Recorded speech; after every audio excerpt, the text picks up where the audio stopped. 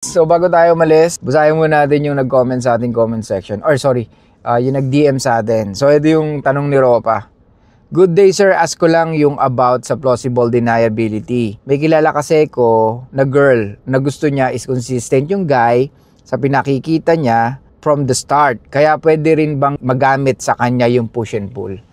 Okay, Ropa, yung plausible deniability and push and pull are two different things. Okay, hindi mo siya pwedeng i-compare.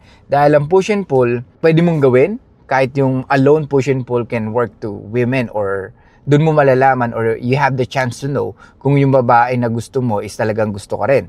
And sa plausible deniability is more on about playing safe na mga EA or yung mga babae na gusto ka nila pero gusto nila munang parang ligawan mo sila. Or kumbaga, wag mong sabihin kaagad yung intention mo sa kanila. Kaya na-invento yung salitang plausible deniability.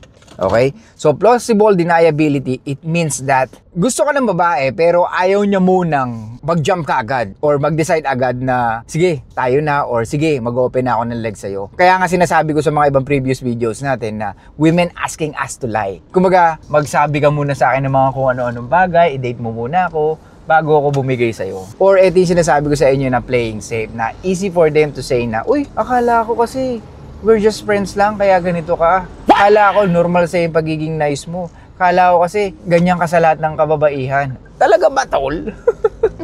So yun, plausible deniability, ibang-iba po siya sa push and pull. Ang push and pull, yun nga, like I said, ito yung way para malaman mo kung yung babae na gusto mo, may gusto rin sa'yo. Marami nagsasabi manipulation daw yun or para minamanipula mo yung emotions ng isang babae or minamanipula mo yung situation.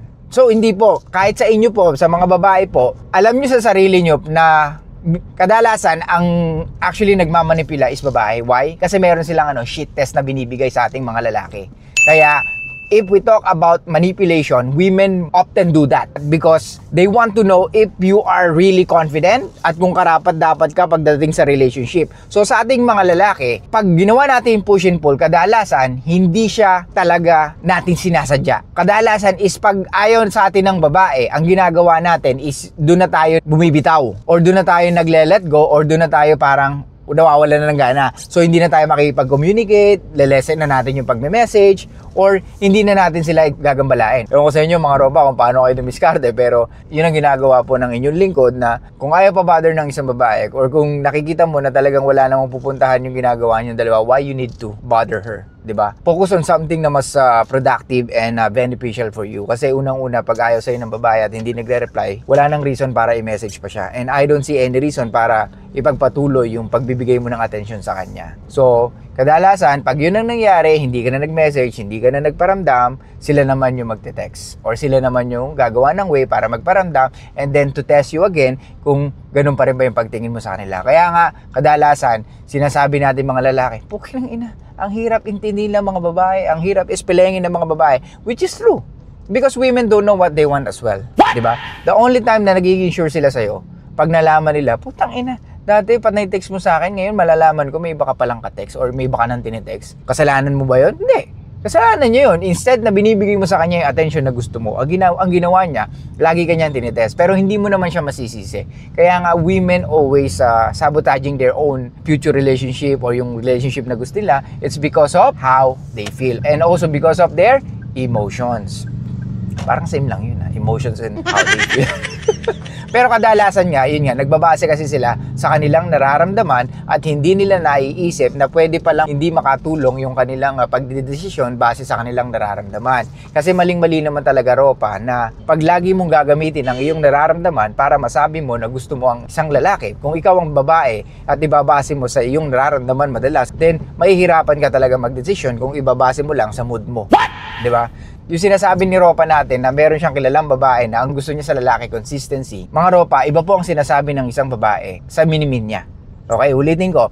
Iba po ang sinasabi ng mga babae sa minimin niya. Sinasabi nila, they want a nice guy, gusto nila yung kind, gusto nila yung gentleman. Pero pag nandiyan na sa harap nila, anong ginagawa nila? Ay, masyadong green flag. Pag rinanong siya ng kaibigan niya, girl, kamusta yung date mo? Girl, okay lang, mabait naman siya. I think he's very responsible naman. Kaso alam mo yung girl, walang ganong spark. Pukin ang ina. Kasi nga, mabait ka, Kumbaga, best foot forward ka, nandyan yung pwedeng pinagbubuksan mo siya ng pinto, hinatid mo. Kumbaga, yung traditional na ginagawa ng lalaki na panliligaw. Kaso hindi nga siya ganun at hindi mo na-stimulate ang emotions niya. So, paano? Wala talagang attraction na nangyari or walang spark or walang chemistry na tinatawag. Pero kung tutusin, wala namang mali sa Europa. Kumbaga, ginawa mo lang yung alam mong tama na pwede kanya magustuhan base sa kabaitan mo at sa pagiging gentleman mo. Kaso nga lang, hindi nga yun ang gusto ng karamihang babae. Kasi nga, hindi na-stimulate na ang emotions nila sa pagiging gentleman mo. Mas na-stimulate yung emotions nila pag yung ikaw yung lalaki na hindi pala text, ikaw yung hindi gano'n nagpaparamdam sa kanila, hindi mo sila hinahabol, hindi mo sila chine-chase, or wala kang pake sa kanilang ginagawa. Kumbaga, text mo lang sila kung kailan mo sila aayain lumabas or kumain or makipag-date. Mas natithrill sila sa gano'n kaysa sa mga lalaking consistent mag-text or nag-update sa kanila. Ayaw nila nun. Pwede ka naman mag-update unless talagang meron ng emotional connection and of course sexual possibility or yung masasabi natin may nangyari na sa inyo. Okay?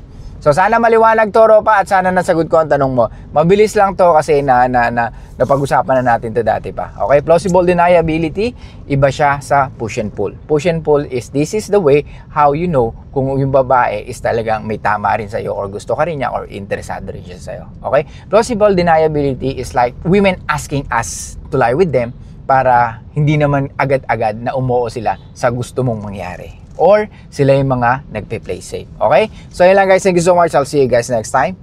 See you in my next vlog. Show love, peace out, and be mysterious.